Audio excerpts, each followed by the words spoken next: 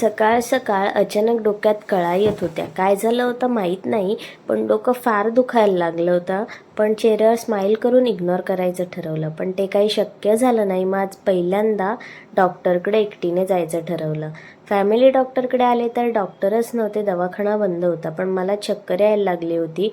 मग मी रिटर्न घरी गेले आणि निलेशचा पाय फ्रॅक्चर असल्यामुळे साखर पाणी घेऊनच बेडवर बसले, जेणेकरून चक्कर आली तर तो तिथल्या तिथे मला ते देऊ शकेल म्हणून.